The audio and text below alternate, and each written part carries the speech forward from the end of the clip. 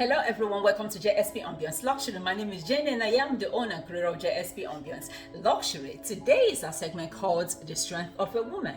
Before we continue, let me remind you women, ladies, mothers, grandmothers, great-grandmothers, aunties, that we are the finest of God's creation. It is a statement of fact. Today, we're going to talk about no man will change for you. No man will change for you. I get this question all the time. When women say, Jane, when will my husband change for me? When will my boyfriend change for me? I can't wait for them to change. I can't wait for my husband to change. I can't wait for my boyfriend to change. The answer I always give them is, stop wasting your time. What you see is what you get. Nobody will change for you. If they want to change, it has nothing to do with you. They willingly want to change for themselves. I always tell women that the problem that you have in your relationship is not your husband. The problem you have is you. You know why? Because we women, we always think that the problem is them. Or if he changes, the relationship will be good. If he turns over a new leaf, the relationship is going to be good. Or if he could just stop cheating, the relationship is going to be good. If he would just come back home on time, the relationship will just be good. If he just do some more housework, the relationship will be good. If he just will make more love to me, the relationship will be good. He is who he is. The problem you have is you keep expecting him to change. He's not going to change for you. The problem, he does not have a problem. You are the one who have a problem because you are expecting him to change and he's telling you that this is who I am. I remember a story of a lady who married her husband. He was a drunkard. He was smoking when he married her. When she married him, rather. Fast forward years later. Now he wants to make the man to be a deacon in the church. He wants the man to be an assistant pastor in the church. He wants the man to always go to church. The man was like, no, this is who I am. You didn't meet me in the church. You met me in the club. So what now do you want to change me? So now it becomes a problem. Oh, Jane, he cannot change. Jane, he cannot change. I said, you picked who you picked. This is who you picked. Now you want him to change. He is the one who willingly want to change for you. So women, stop changing a man. Stop complaining that this man cannot, I want him to change. He cannot change. I want him to change. I want him to change. Stop doing that because as most of you know, I was married to a bishop for 13 years. I can't remember which year or which day I enjoyed my relationship because it was always about the other women, the women he was sleeping with. Women.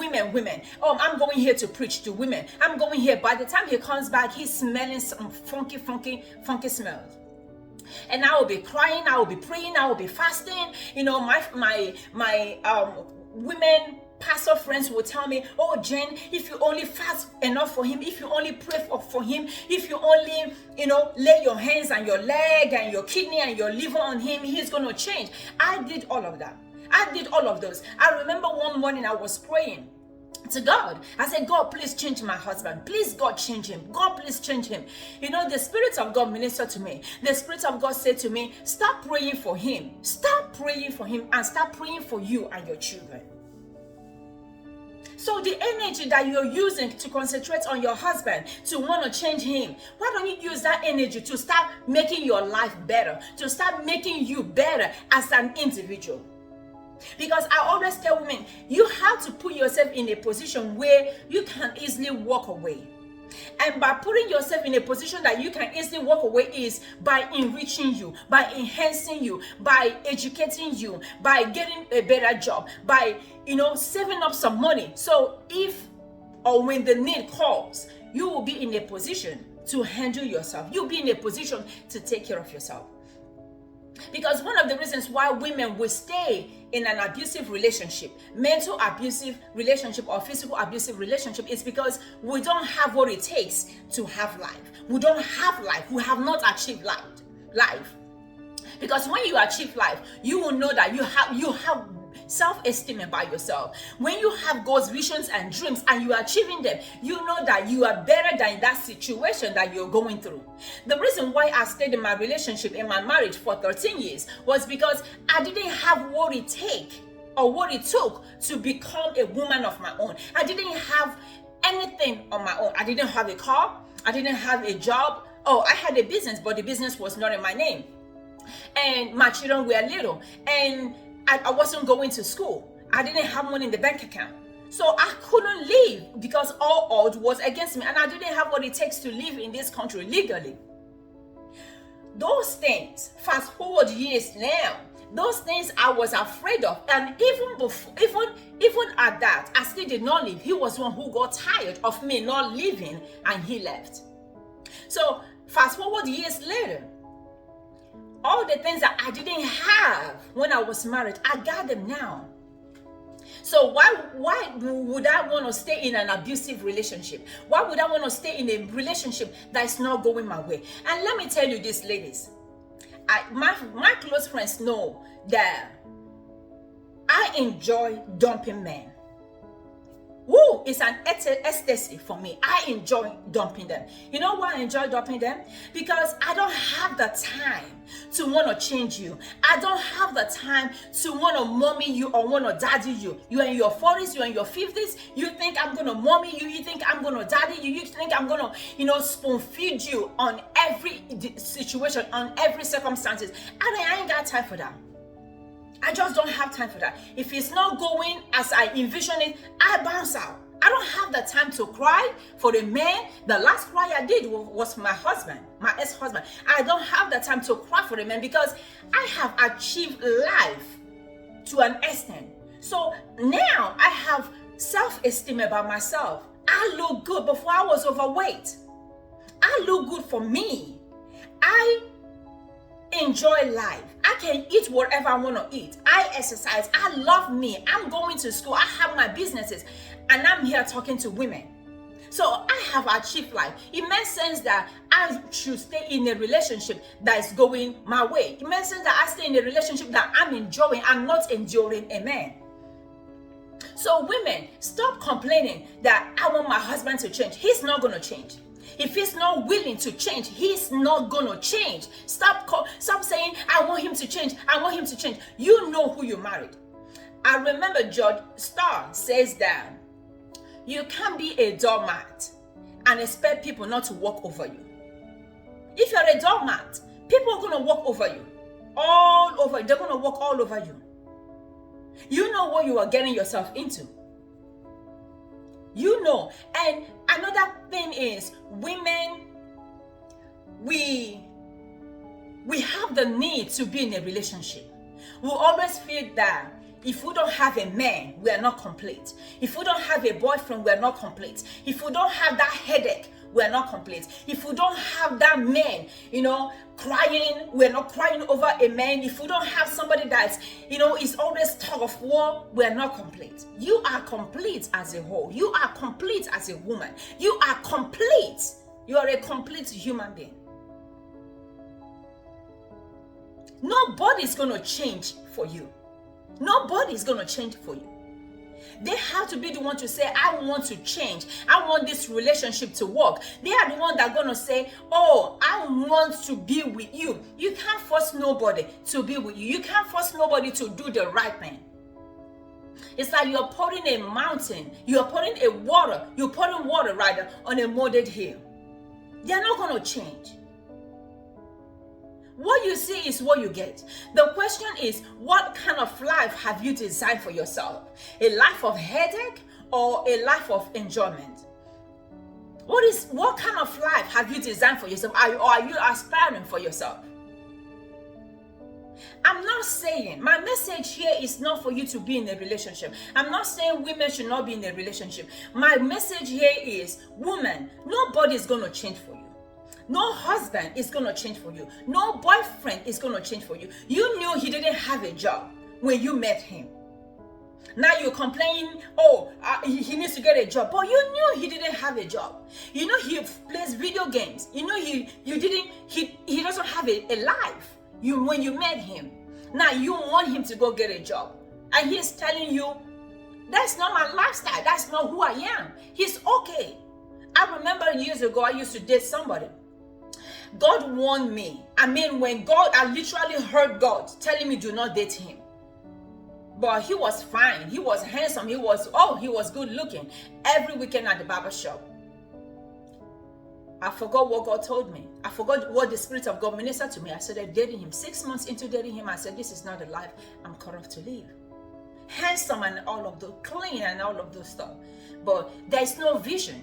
There's no drive. There's no goal. And the Bible says, where there's no vision, the people perish. This is a man who sleeps more than he wakes up. He will call me, oh, Jane, can you give me some chicken wings? Oh, Jane, can you give me $10 for my gas? Oh, Jane, this, oh, Jane. I'm like, oh, my goodness. I asked him a question. I said, when you need help, you come to me. And, I help you. When I need help, who do I go to? He says, oh, we're going to work it out. How are we going to work it out? When you don't have a job, you're on full time. How are we going to work it out? Oh, Jane, we're going to make some situation work. I said, I just cannot do it. I just cannot do it.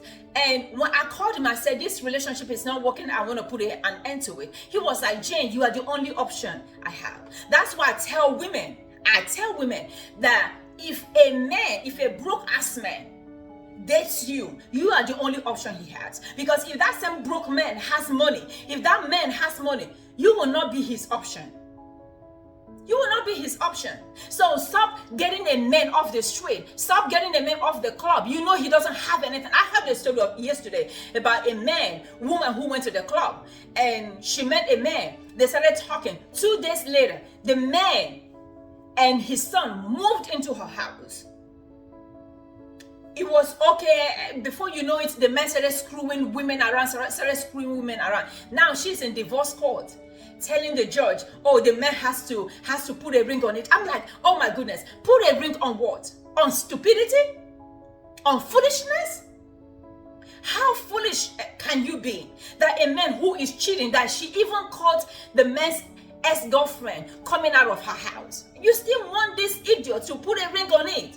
And you're saying, oh my goodness, he needs to change. He is showing you who he is. He cannot change. He does not have the ability. He does not have the strength. He does not have the power to change. There are people who do not have the power to change.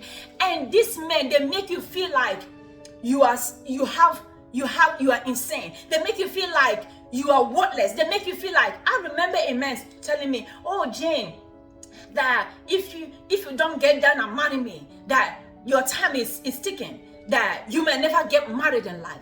I told him, I said, I am not scared to get married in life. I said, because I have done it before. So it's not something like, oh my goodness, I want to go married. Oh my goodness. I said, where I am now, no man brought me to where I am. It's God and my girlfriends. Women that helped me to be where I am right now. Not men. So woman, stop changing that man. Stop having the need to be in a relationship. Be in a relationship with yourself. Love you. Achieve life. When you achieve life, you know what is good for you and what is not good for you. When you are at the top, I was discussing with my daughter last night. I was telling her, I said, I'm climbing the ladder of greatness. I said, I'm climbing the ladder of greatness because there are rooms at the top. I said, because the bottom is all chicken on the ground. The men that you see on the ground are all chicken mentality. They all have chicken mentality, ground mentality. But the men at the top, they are royal. Men at the top, they have visions, they have goals, they are achieving them. So I told my daughter, I said, I'm tired of going down to the ground and picking all this chicken. I said, I'm on my way I'm climbing the ladder of greatness. I wrote a book. My book is coming out very soon. Women's 10 Rules for a Happy Life. Women's 10 Rules for a Happy Life. Woman, Start achieving life. Start achieving greatness. Start achieving you, because that's where you find joy. That's where you find peace. That's where you meet men who can wine and dine you. If you are taking the bus or taking a bus and you are dating a man who is taking a bus, there's no vision, there's no dream, that's nothing. You make sense that you get a man who is at least 1 or 2 steps ahead of you. If I'm suffering, it's okay. But if I'm with somebody and I'm still suffering, heck no. No. I have a house. If a man is coming to me, it makes sense that you help me to fix 1 or 2 things in my house. If I'm dating you, you cannot fix anything in my house for me. Why do I have you? And you cannot even pay for somebody else to fix it. Why do I have you? I might as well pay somebody by myself. I might as well fix it myself. So women, let's stop changing men. Let's stop crying over men. Let's stop saying, oh, Jane, I want to have a boyfriend. What kind of raggedy boyfriend you want to have?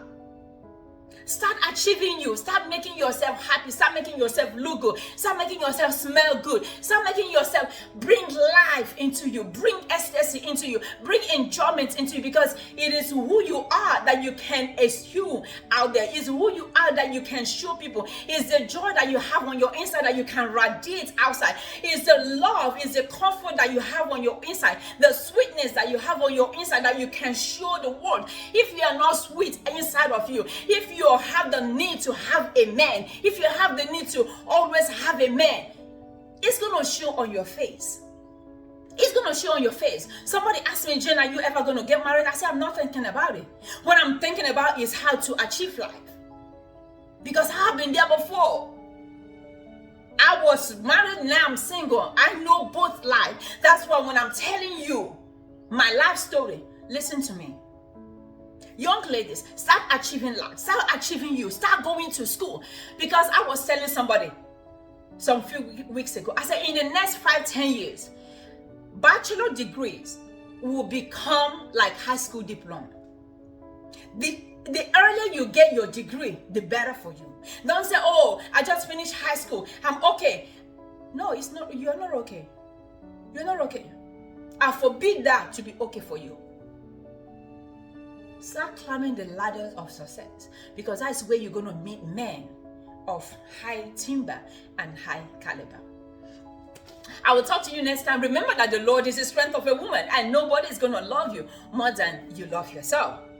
My website is www.jsbambianceluxury.com. Please go and support your girl, and also share my video with your friends and give my video a thumbs up. I will talk to you next time. Take care of yourself and take care of each other. Bye.